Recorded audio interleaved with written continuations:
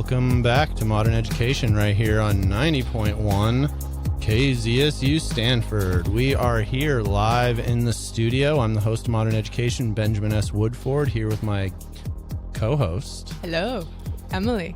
I'm here. Emily's back in the house, and we are back on the air with another hour of radio, talk, chat, a little bit of music, a little bit of good conversation, and hopefully keeping you company and entertaining you on your ride home on this beautiful Friday afternoon. We're always here in the studio with you Fridays from 3 to 4 p.m. live. We are going to be going into overtime today. Yeah, we're going to be going into overtime with a little bit extra of Modern Education beyond the 4-hour mark, or the 4 o'clock hour. Get to hear us mark. for an extra hour. Yes, so we will be kicking it live all the way for 2 straight hours of Modern Education today. So please keep that dial locked in. We're going to be talking about all kinds of stuff. Today's conversation, what's today's conversation going to be about, Emily? We're talking about feminism. And this is basically both Ben and I went to a little conference in the education, it's the master's program, correct? I would call it a conversation. Yeah. Yeah. We had a conversation. We had a conversation with other people. Yeah. Today it's just us. So we're just taking away what we learned from there and also expanding on it ourselves. Yeah. So we are going to be talking about feminism, and you may have noticed I am not a man, but I do consider. No, I am. You're a man. I am not. I'm not a woman, but I do consider myself a feminist. Yeah. So that's okay, right? Of course. We need you on our side, or not our side, everyone's side. Right. And I think, for me personally, this idea of feminism is. Now I'm going to put this in mathematical terms, so I know I'm going to lose about half our audience, but I'll try to bring it back real quick. To me, feminism. Yes, it is a subset of something that I am very fond of, which is humanism. Mm-hmm. And it's this idea that, humanism is, I think, the way a lot of people actually think about what feminism is. I just cannot do that today, can I? I'm in rare form today, people. You just got to stick with us for the hour, and you'll be amazed at all of the ridiculous things that come out of my mouth in this next hour. In the 2 hours. In the next 2 hours, yeah. But if you need to sign off for 1 hour, we totally understand. Just come right back. Anyway, so this idea, of feminism to me is just part of the bigger picture of humanism, which is the idea that everybody deserves a fair shot and everybody deserves a chance to do good work and to contribute and to, all the things that life, they said it in how some life is. Life, liberty, and the pursuit of happiness, exactly. Right? I can just use someone else's words if I lose my own. So that's good. Something isn't that in our Constitution, but it's. Well, yeah, it is some of the founding ideals for our entire way of life is built around that. And, let's talk about Me Too, right?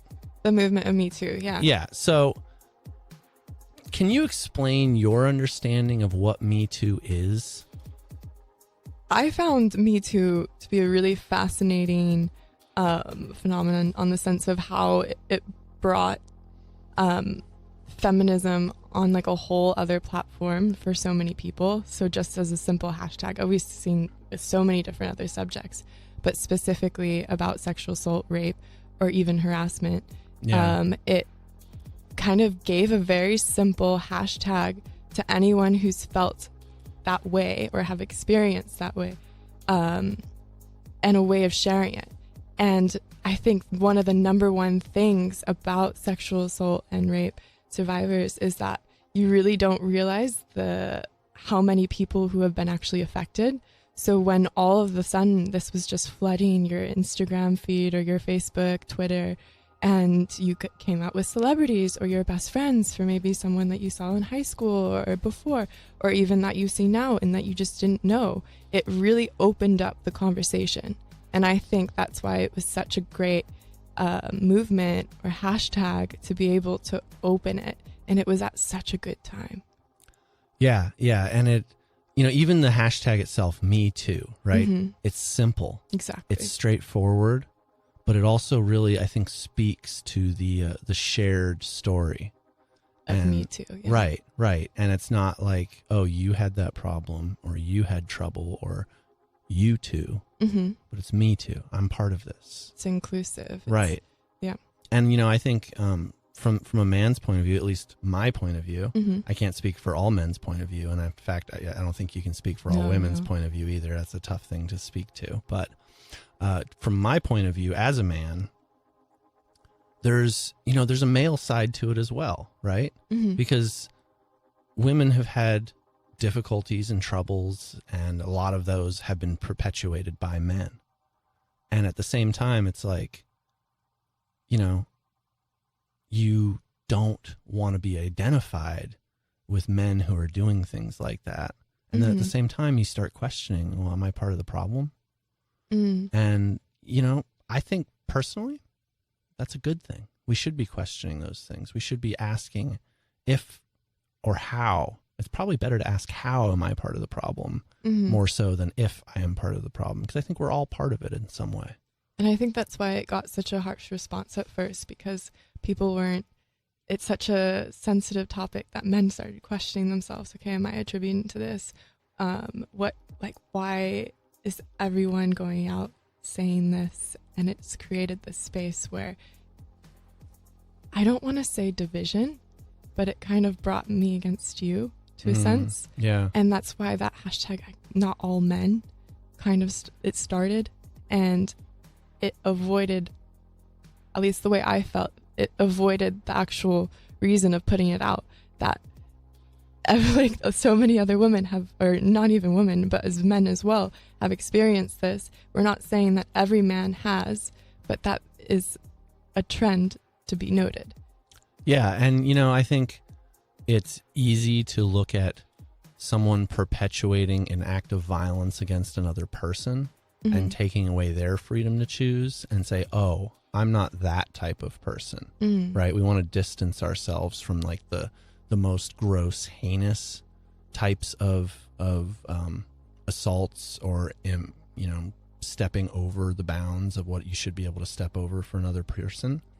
And when it comes right down to it, it's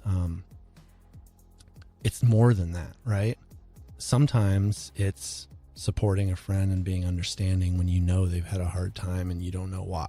Yeah. Sometimes it's speaking up when you see people doing something against someone else who's not your friend or who you don't know.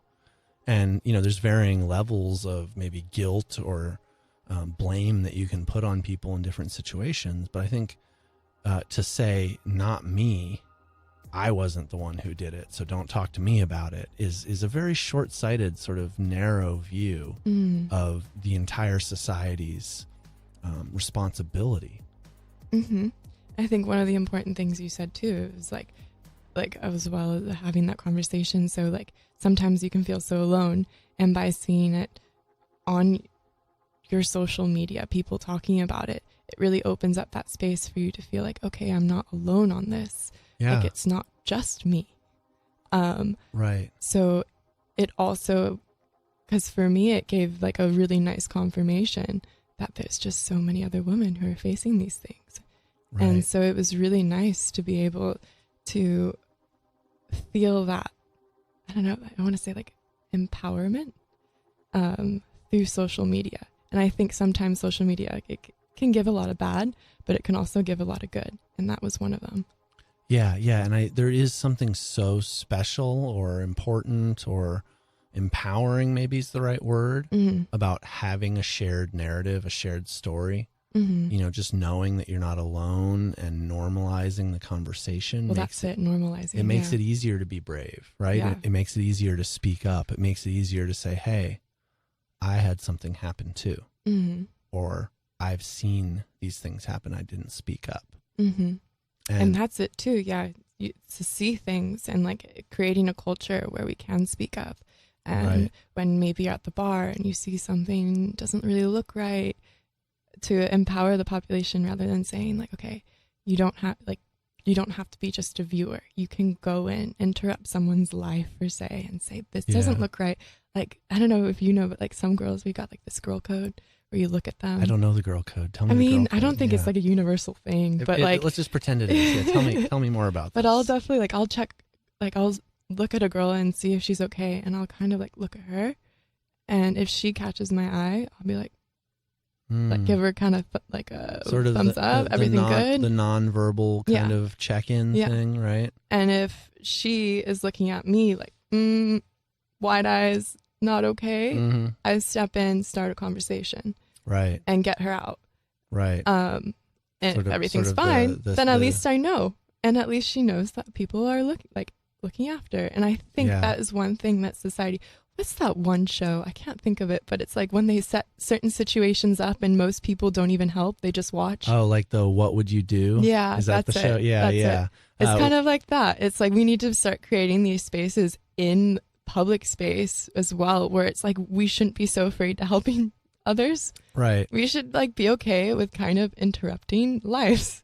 Yeah. I don't know. That show really is like a funny way for you to bring this up, and I love that you did, because it's always the exception when there's a good person that does the right thing, right? They'll show like, I mean, this is probably all editing too. Like you don't really know what's going on, but they'll show like 5 jerks just like walking past. And then they'll show like the one person with the inspirational music playing. And they're like, the good person, look, why did you stop? What made you be a decent human being? Right. Yeah. But it's kind of like positive reinforcement too. It's like kind of showing people this is why it matters. Right.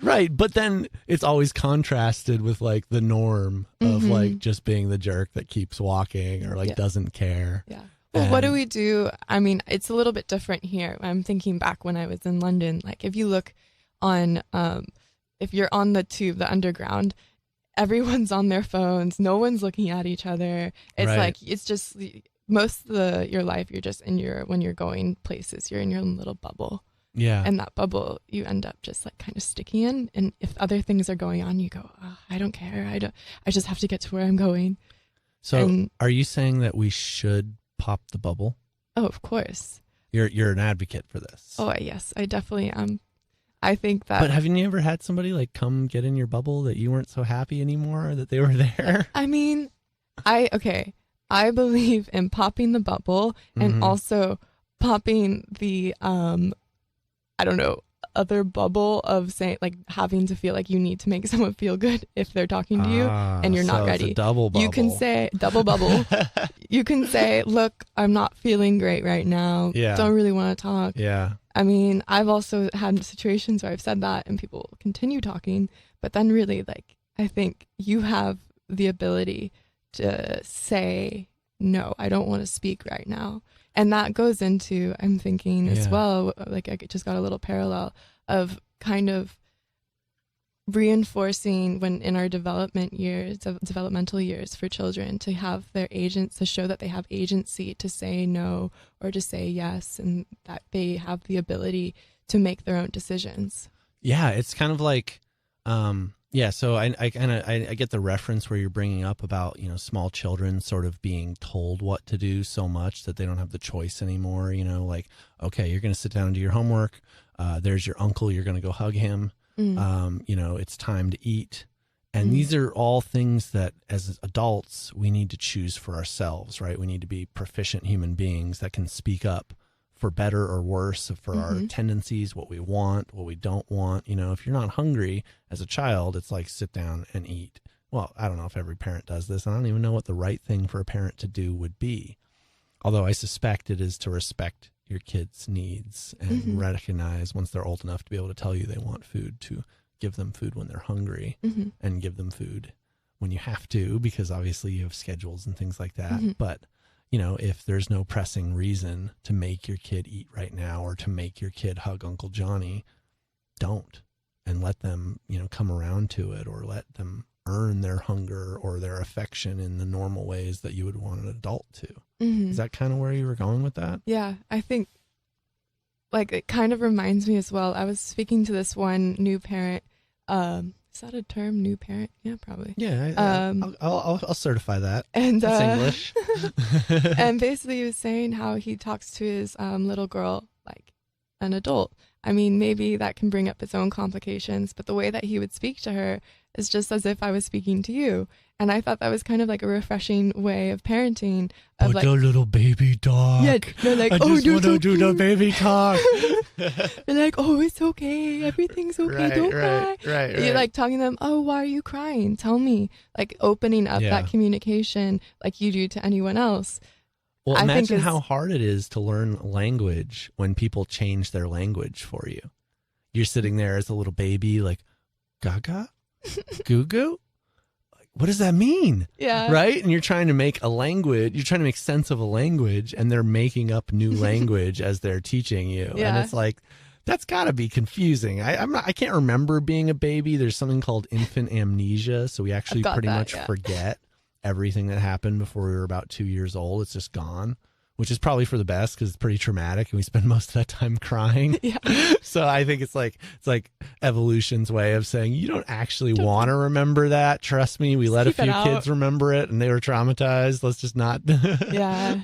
Like evolution makes conscious decisions with choices and has conversations to explain it to people. That's what I was doing right there. I was personifying evolution as a person who can explain it to you. Which I think maybe part of like where the God concept comes from, right? Evolution. We're personifying how the world works and the creation of the things that, you know. It's the best way we can try to understand it. Yeah, well, I mean, it's like a word, right? We need a word to describe the awe of the universe and the amazement of where we live. And I think we're getting off topic, but I'm okay with that. Yeah, it's okay. Yeah, I mean, like, you know, this is talk radio. We're talking. We're totally fitting the bill here. And if you want to talk or you have some questions or you want to text in and tell us your thoughts on the topic that we're having right now, you can text us at, wait for it, get your text messages out and ready. Get the dial tone up, and it is 855-723-9010, and we'd love to hear from you right here in the studio. We have a monitor right behind my head, which I won't be able to see while I'm talking to my co-host, Emily, but she will be watching. Yeah. And when she sees that text message come in, she will jump on it. Lightning fast. I'm excited. I want to hear from people. It's always nice to hear. I know. So let's get back to the topic right here on 90.1 KZSU Stanford, where we've been talking about Me Too. We've been talking about, you know, raising our children and how clear communication can maybe fix a lot of those things. And I'm just sort of paraphrasing your conversation or your assertment. We're getting there. I'm not doing good with the English and doing good with the English. Yeah. But you know, we're gonna work it out here. This is modern education, so when we mess up, we learn, we grow, we improve, and we make it better.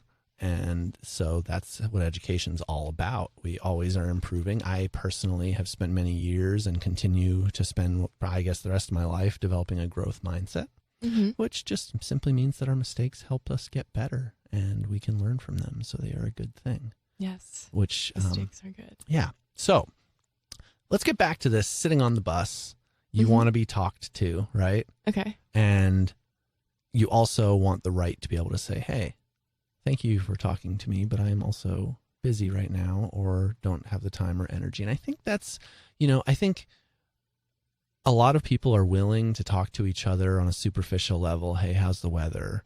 Oh, nice day, isn't it? Like, this bus takes so long or whatever, right? But I don't think most people are as clear as you're talking about with not wanting attention or what type of attention they want. You know, and to me, and, you know, obviously I'm like insane anyway, so who knows if this makes any sense to other people, but to me, it's like so many of the problems around consent and around, you know, mutual understanding and respect stem from a place of having this ability to have clear communication. Well, that's why I would want to stress it in our everyday lives, because if it becomes normal to be able to say things like, oh no, I don't feel comfortable with that.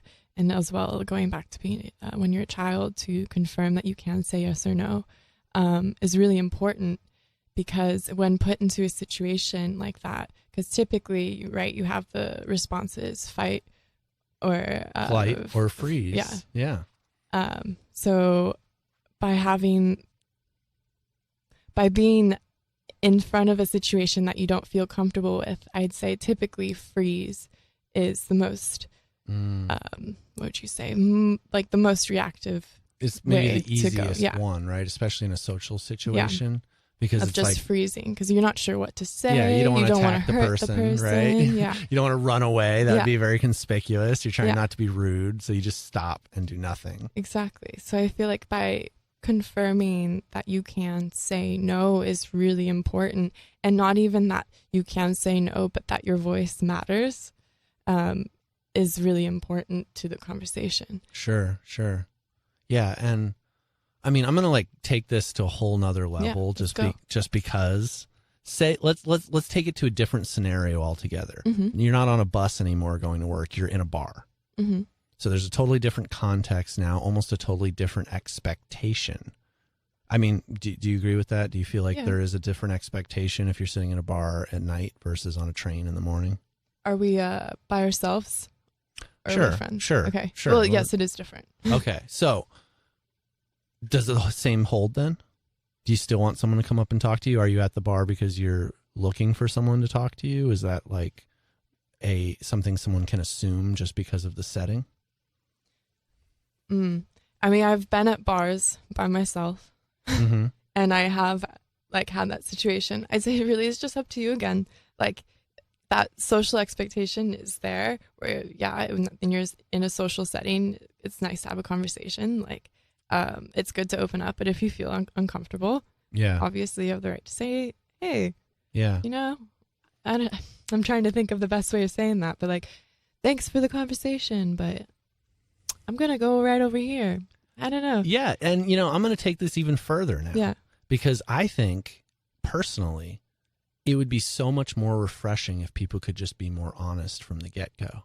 Well, isn't that what we always say about ourselves? I wish people could just be more honest. Well, that's true, but I think there is a social expectation that honesty is not the norm. And if someone was to come up to you in a bar and say, hey, I find you attractive and I want to hit on you, can we talk? That would not be something that fits within the normal social norms, but it would be clear communication. And I think the difference there is that it gives the person, both parties, a clear understanding that is okay to say, well, I don't know, but I'm willing to talk to you and find out, or no, thank you, but I appreciate your honesty.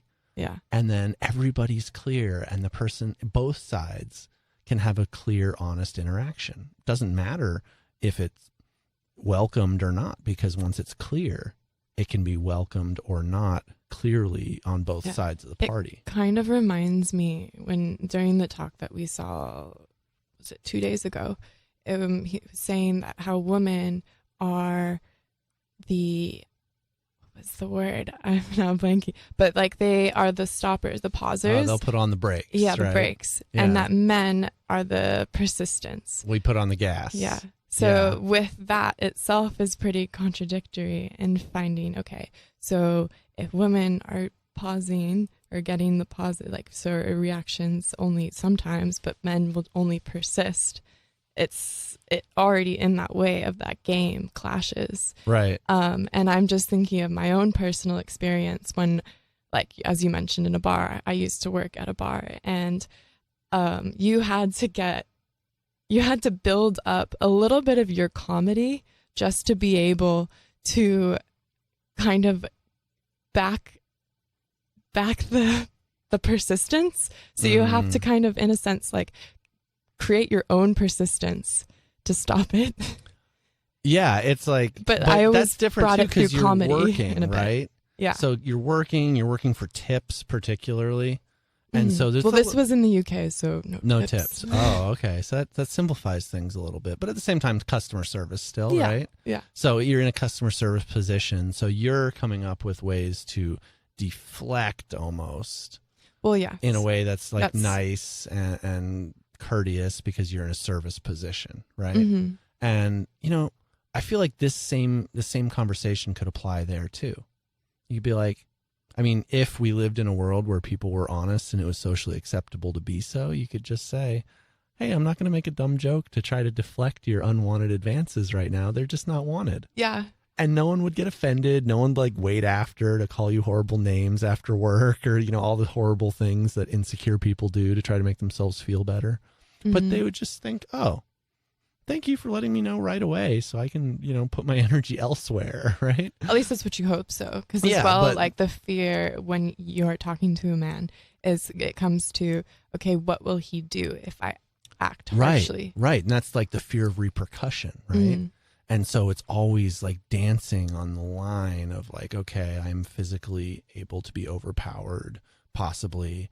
And, there could be repercussions that I'm not seeing. So I have to act and anticipate what other people might do because they're crazy or, their mother didn't raise them right or, I don't know, they were abused or whatever brought these issues on for them. And I think there always are some issues there that are underlying. And, to me, it's a mistake to forget to have empathy for people who have problems, right? Because clearly somebody who's like retaliating against a woman for denying him has problems. Well, there's some psychology behind that. Oh, yeah. Exactly.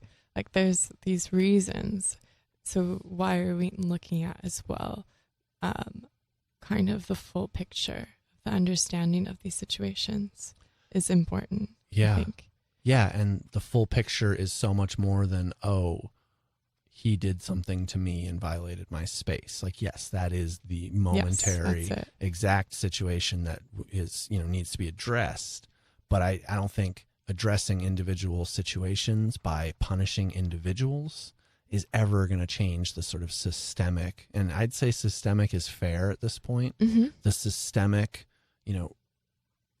pervasive problems we're having across so many different areas of work and interpersonal relationships. And, it just goes on and on and on in every area of our lives. And that deals a lot with power and who thinks that they have the power to be able to dominate a situation or a person.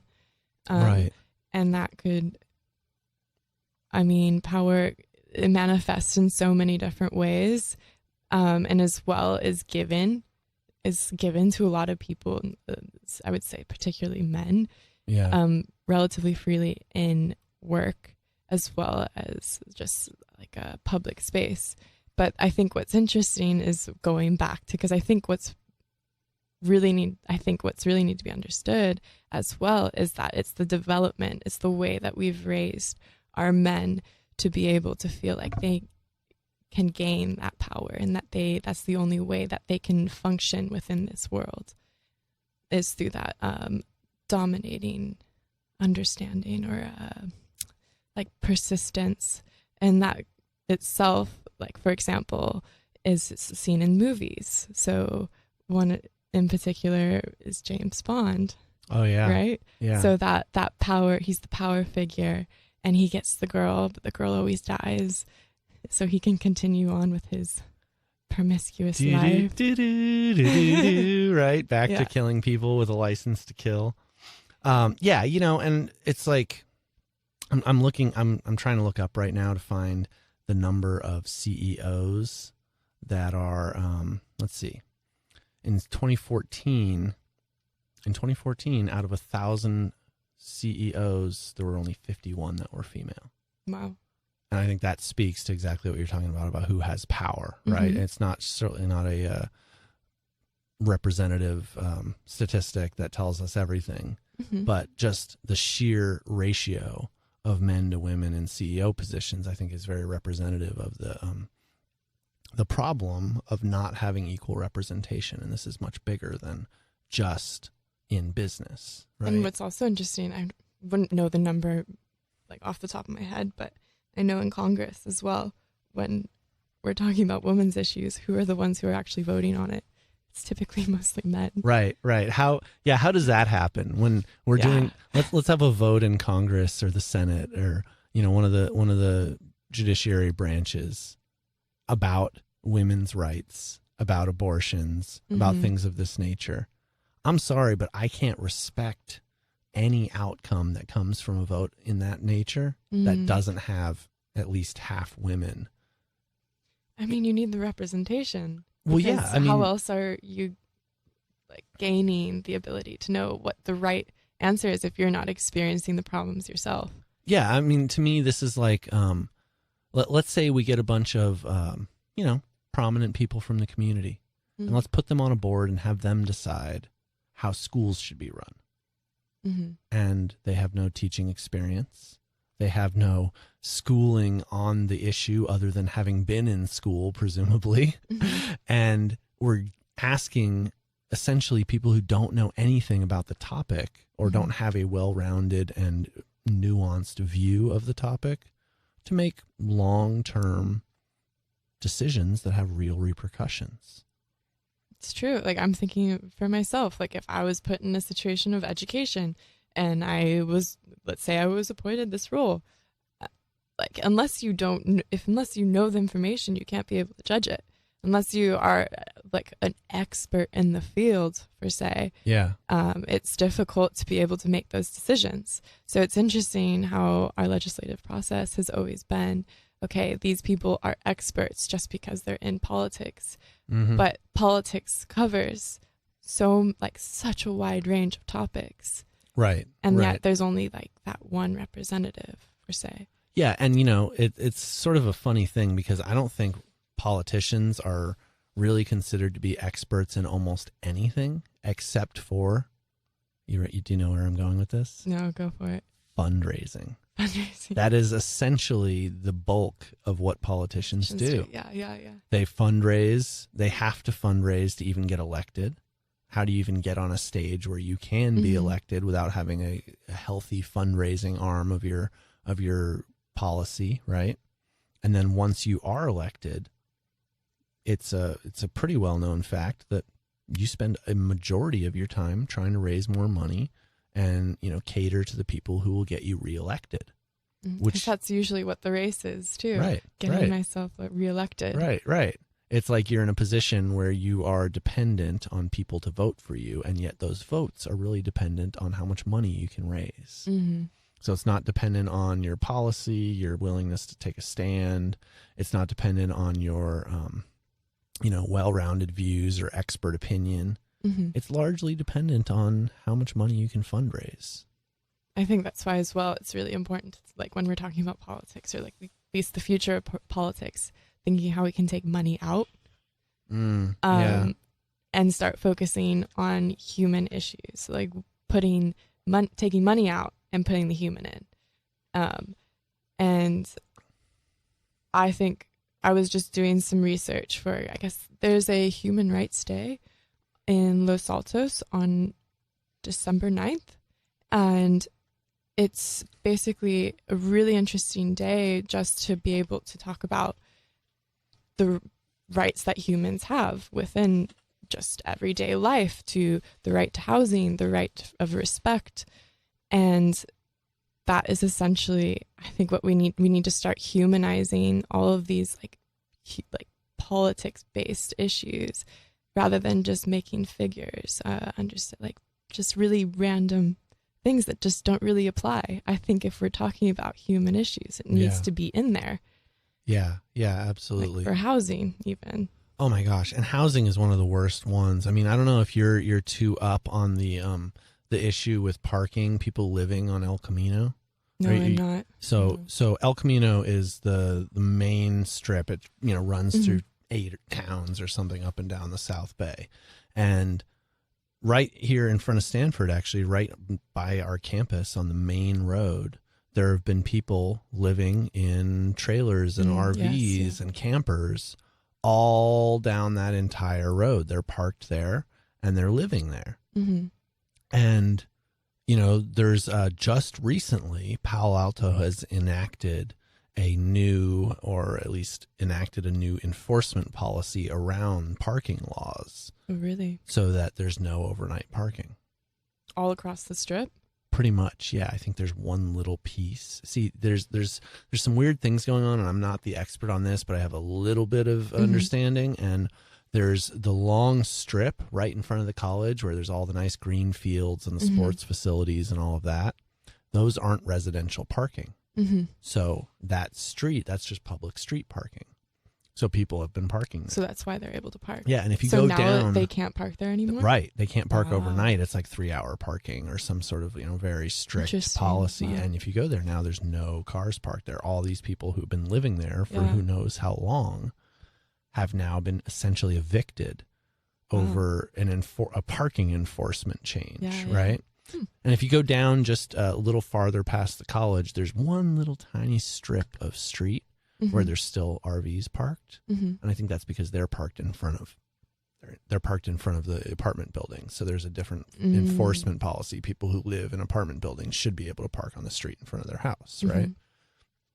So it's the difference of just like what street you're on. Yeah. It's the difference of a few feet changes everything, right? Yeah. If but I think where I was going with this, or why I'm bringing this up, is just the lack of representation for people and the lack of respect of our basic needs, right? I mean, I'm sorry, but I don't care what your religion is. I don't care what your upbringing tells you.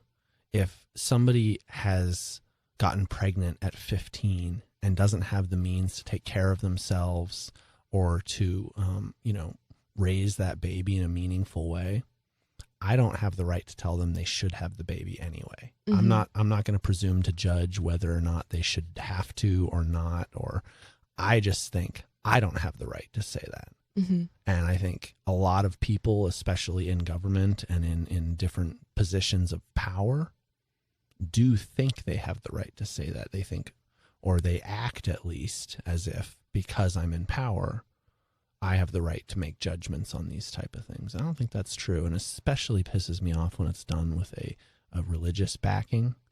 Someone says, Just typically what it's done within the context of abortion. Yeah. Is that all life is important, which if you look at that argument in so many ways of living, that could be just you're not fully living, like fulfilling that every life matters. Yeah. Well, it's so hypocritical, and I think that's right? what really matters too, is like, what's the immediate life? How are you impacting those lives? Right. But besides the point of that, I think is also like really needed to talk about within abortion is that there are legitimate reasons, like you're saying, for it. Right. And at least for me, I also think about justifying it in the sense of overpopulation. Like, sure. I mean, like, I hate to make this parallel, and I please do not come burn out the station with pitchforks.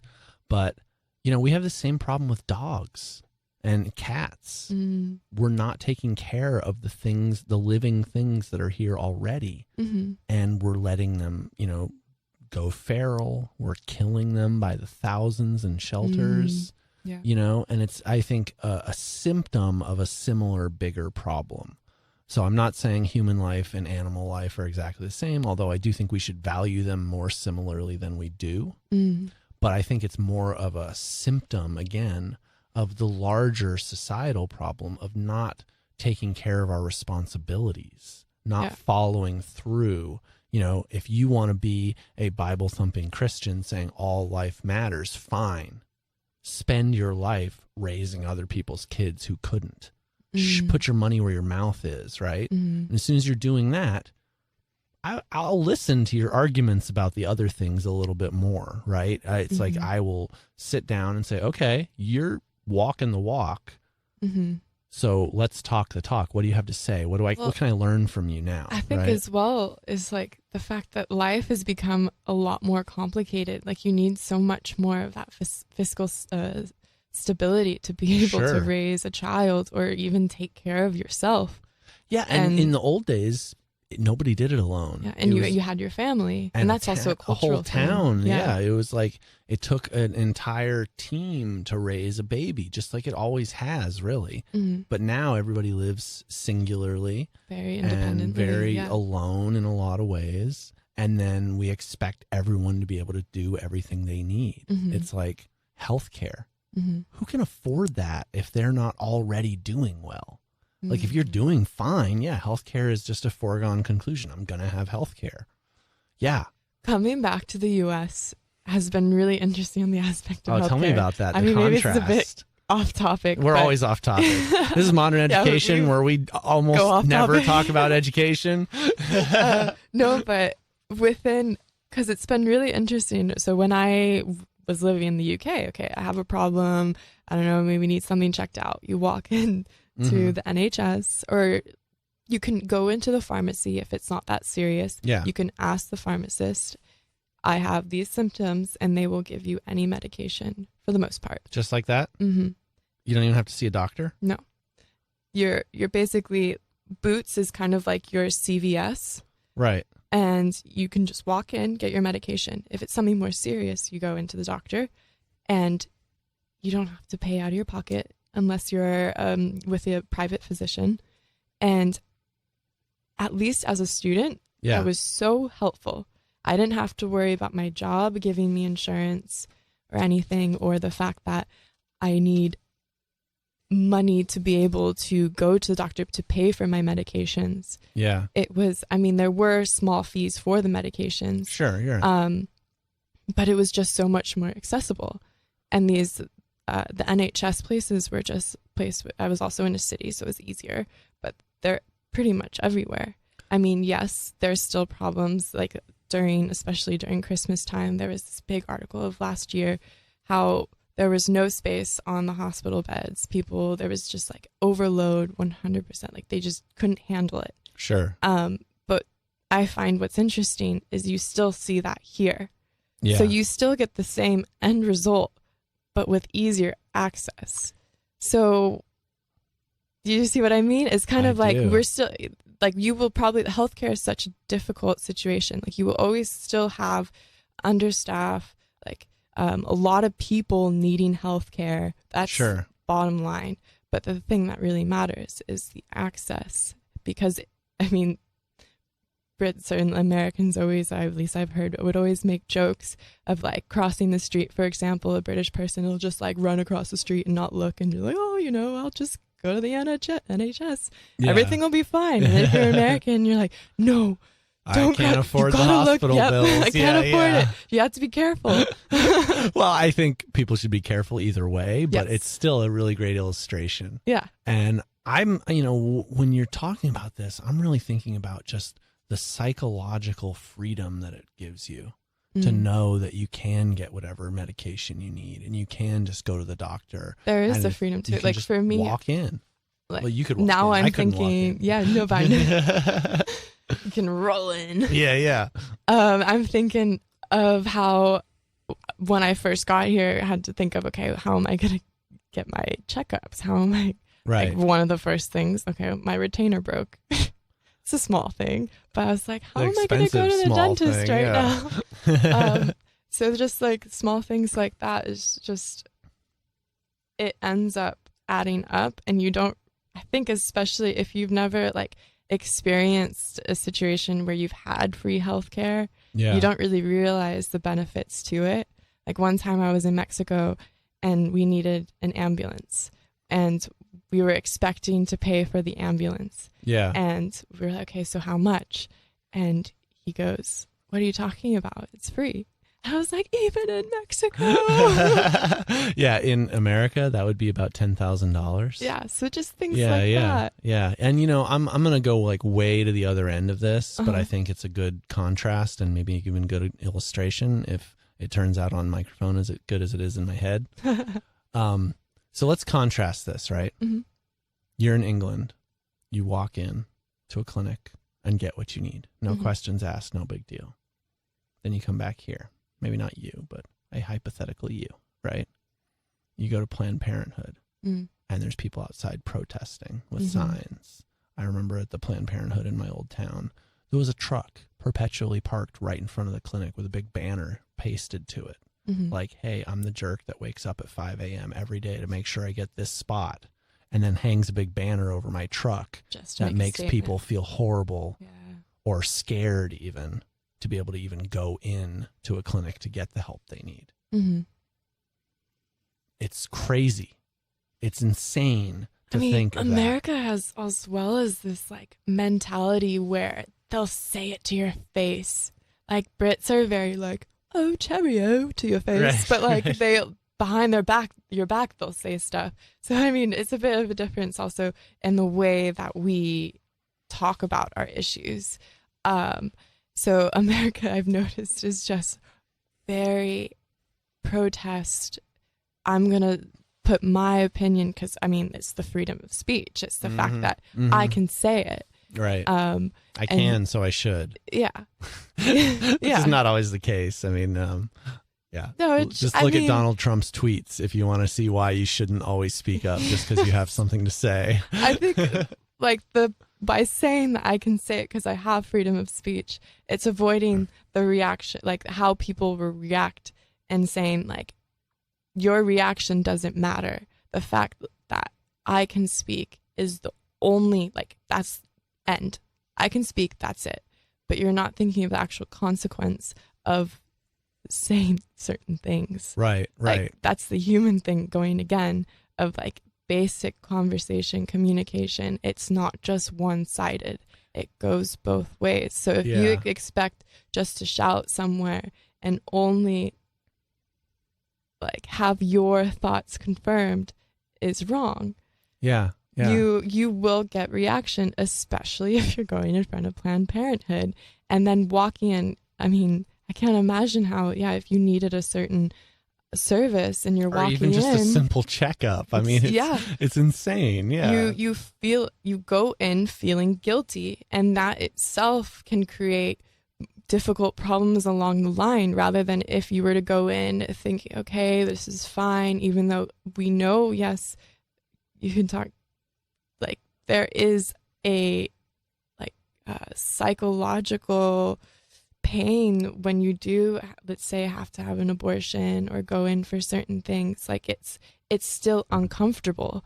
Yeah. So to go in and have people saying you're wrong, you're going to hell, that doesn't. Well, have you heard of stereotype threat? Go on. So no. Stereotype threat is this like well-researched concept of when you go sit down to take a test, like a math test, for instance. If you have to check a box before the test saying that you're African American or female, for instance, you're statistically do worse on the test. And you're reminded of the stereotypes. Now, think about the situation we're talking about. Having people like protesting in front of the clinic you're trying to get medical help for. And I'm stressing the word medical help. This is for real, whatever your medical ail is, that's not my business. You know, they have a sign even in the line, please stay back for patient's privacy. Wow. I mean, there should be a sign out front. Please do not hang out, loiter, or leave weird signs in your car for patient privacy, right? We know these kind of things affect people and they change the way we think. They change the way we act. And that matters. You can't just impose all these prejudice and stereotypes on people without knowing what they're dealing with and expect it to be okay. What they're dealing with. Yes. Right. Yeah. And it's just, it baffles my mind that people, especially people who call themselves, you know, followers of God and lovers of humanity. That's the biggest contradiction. Yeah. Yeah. And it's like, you know, if you've actually read the Bible, you would see multiple instances where it says explicitly, humans should not judge other humans. That's only God's job. It even goes farther to say that it's only that even the angels don't judge people because they know that it's only God's job. And to like have that in plain black and white English right there multiple times reaffirmed, and then have the same people who say this is their guiding document for their life, judging people, it just baffles my mind. I want to just like shake them a little bit. Well, it goes back to humanism. Right. Like, we should all be able to see each other and just see the human side. Right. Not, oh, well, I think my Bible or God told me this. And I don't know, you can't have an abortion, you can't be gay, or it could be a whole list of something. But the bottom line, why can't we just like look at each other and be like, how can I help you today? You're human. How am I going to help? Yeah. You know, I had a meeting with one of the professors here the other day, and it was so nice. He finished the meeting, and it's kind of something like I would do in a meeting. We finished the meeting, and it's just nice to hear it from someone else. He finished the meeting, he goes, so what can I do to help you in the coming months and while you're here? And I'm like, nobody's ever asked me that. I don't know. I ask people all the time and I'm always willing to help them. And then finally somebody asked me and it was like, wow, this is kind of great. I wish I would have had a better answer. Honestly, I would have like laid out a laundry list of all the things I need help with. Cause let's face it, I'm a mess, But the reality is it was just so refreshing. Yeah, I know, right? That's why I don't mind saying it. Well, that's it. That is it. Everyone is going through something. So like hearing that, hey, how can I help you? Is that like refresh? Like it also sounds like it made you take a step back. Wait, what? Yeah. Wait, someone wants to help me? Yeah. I thought it was like, how can I help you? Yeah. Like, wait a sec. Okay, so you're one of the good ones. That's what I'm thinking in my head. Wow, he's one of the good ones. Yeah, all right, yeah. Cool. But it's definitely like the communication again, like going back kind of what you were saying in the beginning of like normalizing what that you can say yes or no, normalizing that we can say like just affirmations to each other. I'm there to help. Right. Rather absolutely. than being in that bubble. That's why I'm a bit anti-bubble, I'd say. And yet earlier it was a double bubble that you wanted popped. Well, we're popping as many bubbles as we can get. If you missed the double bubble from earlier, we were talking about having our own personal space bubble and then breaking the conversation bubble. So if that has a weird connotation without the explanation, I hope that clears it up. Because I've been here for the whole conversation, but you may just be tuning in. And if you are, this is Modern Education here on 90.1 KZSU Stanford. I've been having a lovely conversation around feminism, equal rights, humanitarian efforts, and a little bit of everything else with my co-host here, Emily. And, we're going to be right back with a little bit of station business. And because this is a special episode of Modern Education, we're going to be back for another full hour of more Modern Education, more conversation right here with Ben and Emily. And we hope you'll stick around. Don't touch that dial.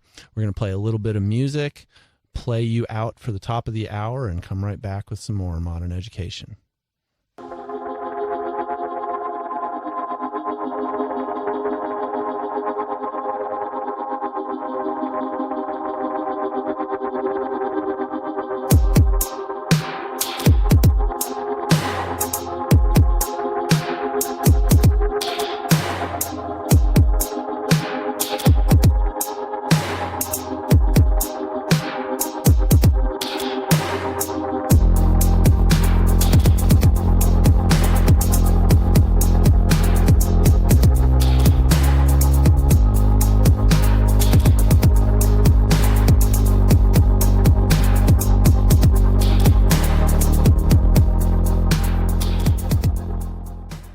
Welcome back to Modern Education. I'm the host of Modern Education, Benjamin S. Woodford, here in the studio with my co-host.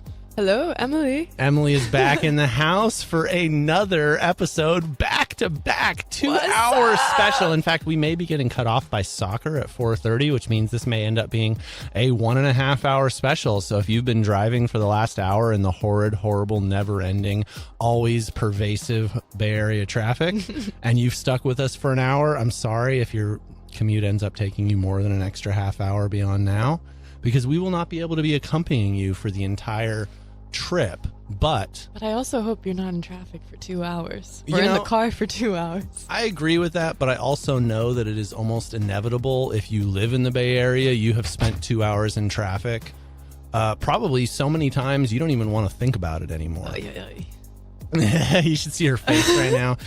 Disgusted faces don't come over on radio as well as they do in person, but she is utterly disgusted at her core right now at the thought of 2 hours of traffic. I was really happy I could avoid a lot of traffic with just the underground in London, but the tube, unfortunately, like here we don't have a service for that.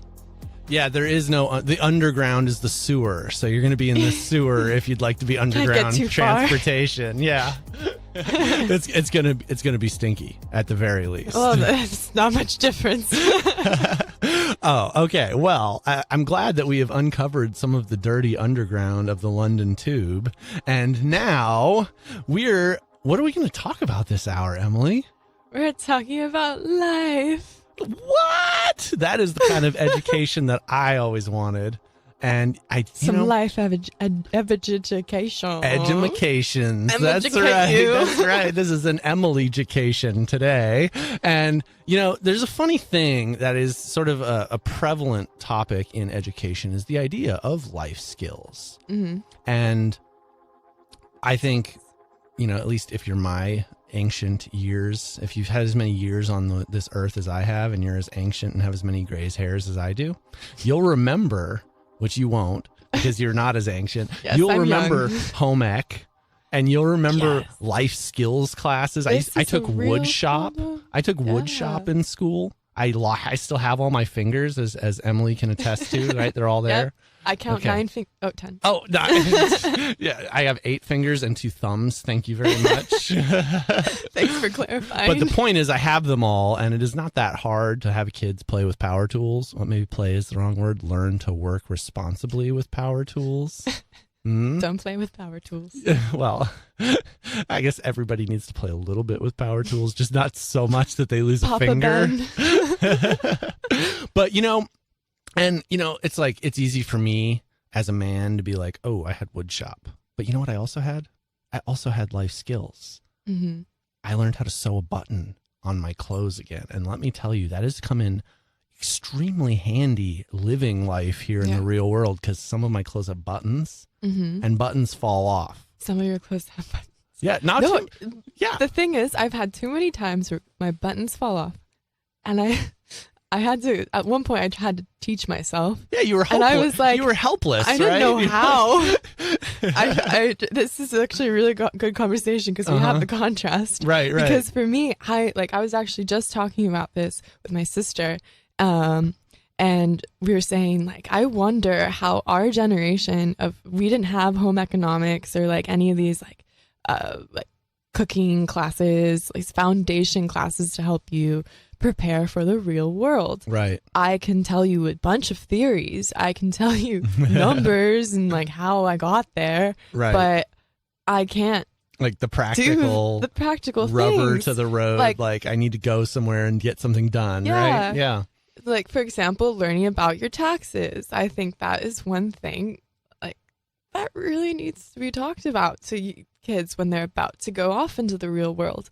I say real world. You're still living in the real world when you're in high school. But I take issue to this, like, education is not the real world, because in some ways I can see why we make that claim and we do that all the time. But also it's like, if that's not the real world, that means we've been living in like some weird sequestered world for our entire young lives. No wonder people aren't prepared. In a way it is. Yeah. It kind of is. Yeah. So I wonder what differences is our generation going to have because we didn't have any of these foundation classes. Yeah. And I wonder also, not so much, it's like you can learn to cook. Right. Well, yes, but you can because learn now the to change. Sew a button on. In fact, YouTube will tell you how to do all those things. Well, maybe that's the difference because now everything's so much more accessible. Yeah, maybe so, and maybe it's maybe. So I'm going to give you an example. Right, when I was a teacher, I had I'm going to talk about my statistics class, and it was a senior level statistics. I had a set of curriculum that I was supposed to cover, and the state regulates what I'm supposed to do, and there's a certain set of guidelines about where I'm supposed to be at. But at the same time, it's my classroom. I do whatever the heck I want, right? I am the teacher. So I took a 2-day lesson where I taught my students about the meaning of what it means to be wealthy. Because everybody seems to want to be wealthy, even though most of us don't even really have a clear definition of what it would mean to be wealthy. So I talked them through it, and I showed them what it really means to be wealthy. And it's actually much simpler than you think. Explain. Oh, you want me to go on? How simple is I was just going to leave it at that and let you wonder. Do you want to? You actually That's a really big cliff note. So how? She actually wants me to finish, so I think I'm going to finish. And if you out in the audience already know what wealth is, or you have a different opinion than me, you can text in at 855-723-9010, and Emily will tell me if you text, because she can see the screen and I can't. And we would love to hear your comments and share, especially if you have a different opinion than I do, because I'm wrong frequently. But usually not about this. Now, anyway, so he knows it. This is the definition that I gave my students about what wealth is. Wealth is the ability to live your life at whatever quality level you want to maintain without having to spend any of the assets you have already accumulated to be able to maintain that lifestyle. So what this usually looks like is the idea of compound interest. If your investments and your savings are earning enough compound interest that you can spend only the interest earned to maintain your lifestyle, then your principal investments never decrease. And you're reinvesting any extra beyond what you need to maintain your lifestyle to continue growing that seed. And the money that you live off of is purely revenue in excess of your seed money, right? And so if you can get to that point, you are independently wealthy. You do not have a single bill that you need to pay that you can't pay without dipping into your reserves or your legacy or whatever you plan to leave to your kids or whatever that looks like. I don't know. You may not have kids. I don't have kids. You don't have kids either. No, I don't have kids. kids. So I'm going to leave everything to my dog probably, and she's going to die before me. So I need to get another dog. So I know it's sad, but like I need an heir, right? Yeah. But the Someone point to pass on. Yeah. So if you have a cute dog that's young enough to survive to be my heir, you should talk to me. But I'm getting off track again. I happen to do that occasionally, once in a while. If you ever listen to the show, you already know. Anyway, so this is the definition I gave the students, is that if you can get to a place where you can live off of the revenue from the interest earned, you are wealthy. And then we went on to calculate. We had them do some estimation about how much money they really need to live their life comfortably, and then how much interest they would need to earn on how much principal to be able to actually support that lifestyle. And they found actually, they found some interesting stuff. They realized, okay, it's more money than I thought, but less than I really thought too. Okay.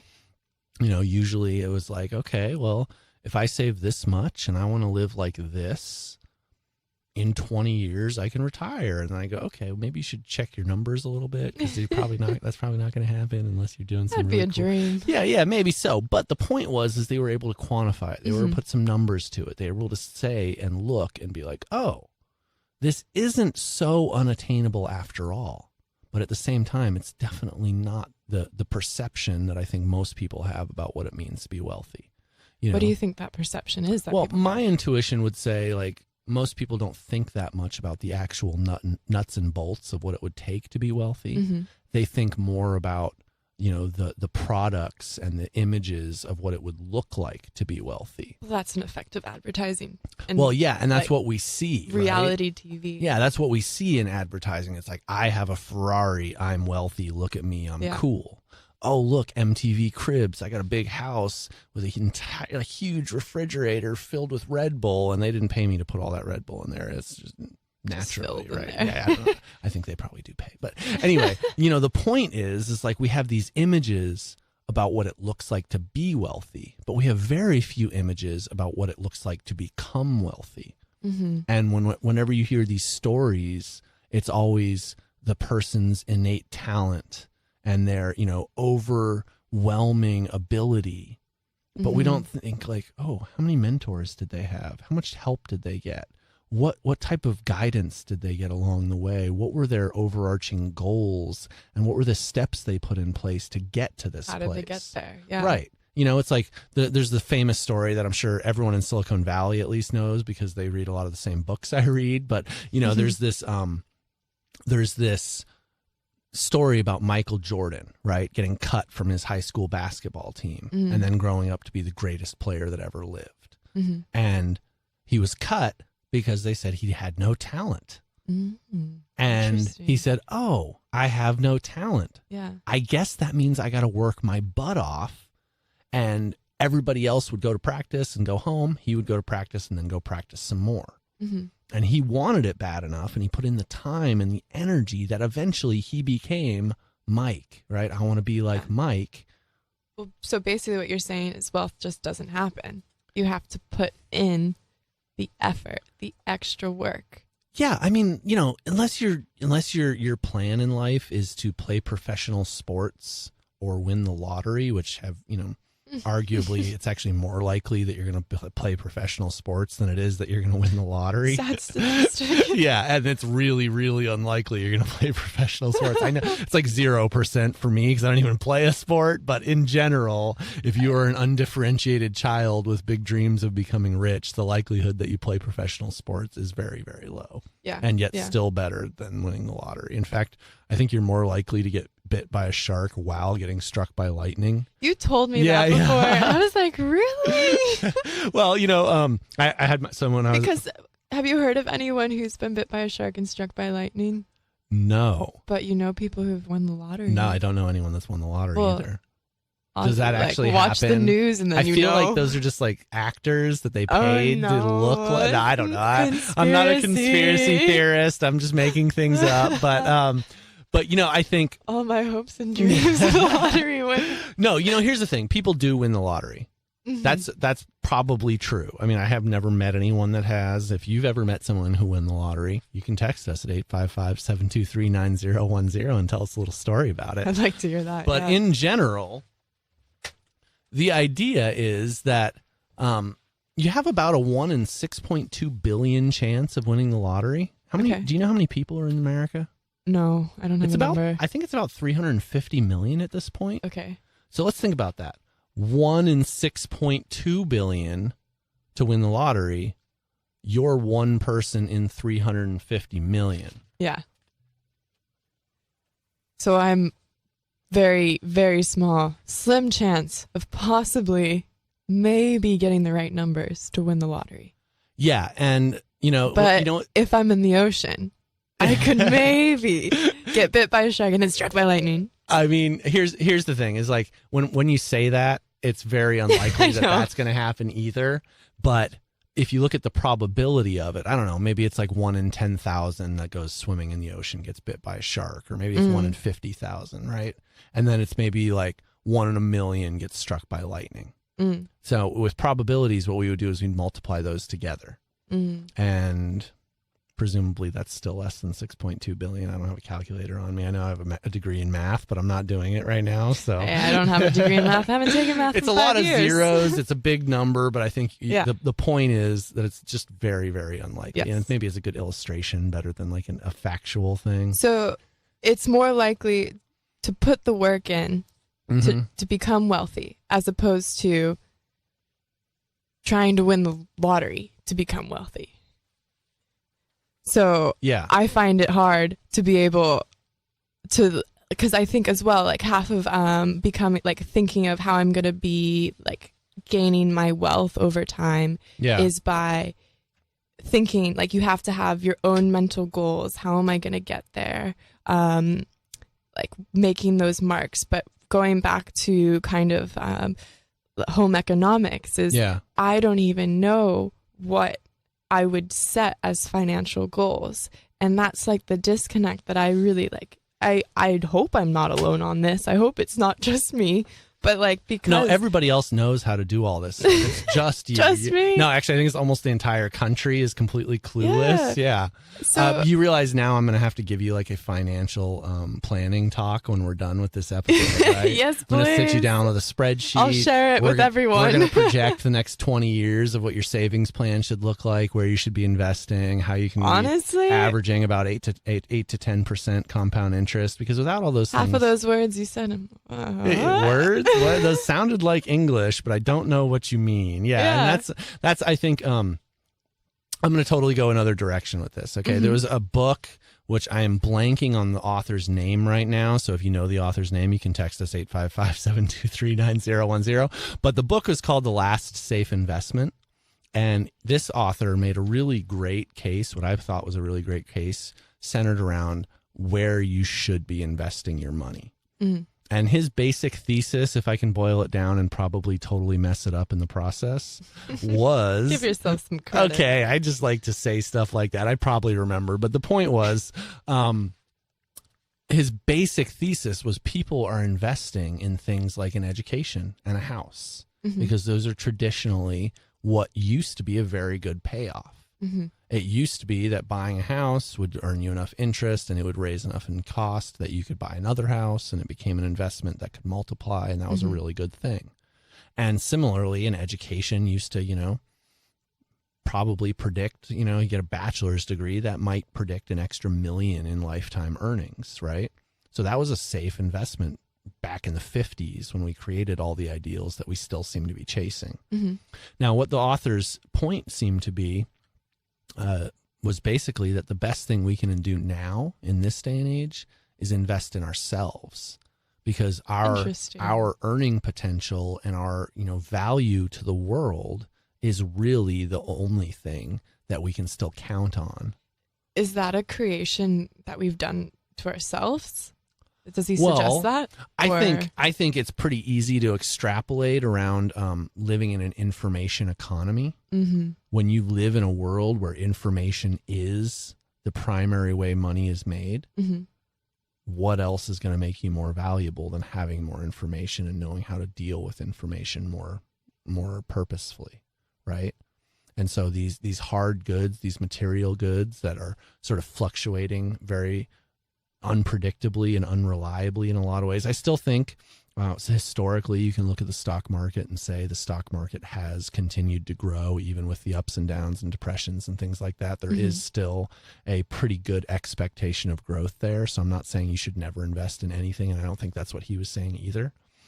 But I think what he was saying is that in an information economy and in a world where it's so uncertain what the jobs of tomorrow are going to be, mm-hmm. that continually training and retraining and learning and expanding your usefulness and sort of worldviews and ability to adapt is going to be so much more valuable because you'll be able to work into your 60s and 70s and 80s. And if you're not useful still and your brain isn't sharp and you're not being the powerful human being that we were all born to be, then you're letting yourself fall into a trap where it's like, oh, there was another depression. My mm-hmm. house is worth nothing and my 401k is gone. And now I have no value in the world because the things that I put all my value in did not retain or grow the value that I hoped that they would. Mm-hmm. Right. And so to me, this was a powerful argument to think about, like, what is our value? And yeah. And how, I wonder what that looks like. I mean, I'm sure it's different for everyone else.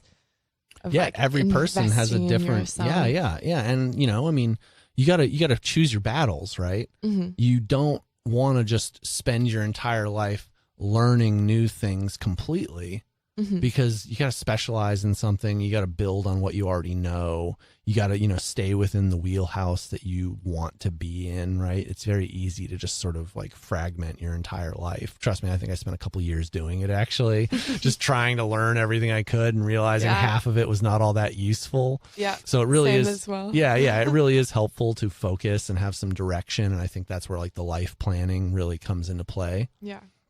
But when it comes right down to it, I think it's having the wherewithal and the intention to even try to make a plan is something that a lot of us are scared to do. I mean, I think. Well, I'd say for me at least, because it feels so uncertain. Like I still don't even know, like, okay, I want to have a plan. I have a general plan, but to be able to think about what are these goals, it feels like I don't even know where I'm going to go next. Yeah, and it's a little scary too, right? But that I would mention for me is just because I just left university. Yeah. And it feels like you're kind of like pushed into the real world. Okay, welcome. Now figure it out. Yeah. We kept kind you in our little sequestered education world till you're 22. Now go into the world and survive. Right? And that itself is like a post-college complex. Yeah, I could see that. Yeah. Of like, because like we were saying earlier, we were saying how education or universities, school can be its own little world. Right. And I feel like, at least with the way that people treat you, especially in university, is that you matter. Not to say you don't matter, mm-hmm. but that, you do your assignments for you. You get the grades for you. Right. You're constantly getting that confirmation or not. And then once you leave that, like, no one really cares about your work. Where's my advisor? Yeah. Who's going to help me? Do I have a schedule? What classes am I taking? Yeah. Right? Where does my learning come from now? Right. But that's exactly it too. Where does my learning come from? It now comes from the real world of like life experience, which ends up having its own. And YouTube. And YouTube. That's where I primarily learn everything. It's like Google Scholar, YouTube. And UCubed too. That's my advisor's website. I love UCubed. Yeah. It's a math website. If you're into math. There we go. If you're into math, visit ucube.org and you may find some great resources. Shameless plug. There you go. Moving on. But yeah. Now, do you know mm-hmm. that at 4:30 there's going to be a soccer game between Stanford women's soccer and Florida State? Wow, I didn't know, but now I do. Yeah, and that's going to be coming up real soon right here on 90.1 KZSU Stanford. I can't wait. It's exciting, isn't it? You know, I got to say, honestly, I'm not that big of a fan of soccer. No. And it's not because I don't like the game. I think it's a great game. It's just that you have to kick the ball. And I can't use my legs. I use a wheelchair. Like, that is no fun to watch a game that I literally can never play. I know, it's ridiculous, oh, no. right? No, it's not ridiculous. You know what else? Huh? I'm just going to like go off here in the last few minutes. Let's hear it. I love Bob Marley. Bob Marley. But that song, Get Up, Stand Up, oh man, it really bugs me. You make me laugh. Okay, this is Ben Woodford with Emily here at 90.1 KZSU Stanford. We are off the deep end on our talk radio expedition. I wanted to say bonanza, but that didn't even bonanza. Bonanza. Okay, then. So we've completely lost all focus at this point, and we love it because we are right here in the studio giving you the talk, the news, everything you need on this Friday afternoon on your commute. We hope you're having a good time here. We are having a great time in the studio. Coming up next is women's soccer. So hopefully you will stick around for that, and it'll be a lot of fun. We're going to just play out the next few minutes with some songs for you. Hopefully you will find them as enjoyable as we found it to find them. And if you don't hear from us before the soccer game comes on, we will be right back next week, Friday at 3 p.m. with more Modern Education.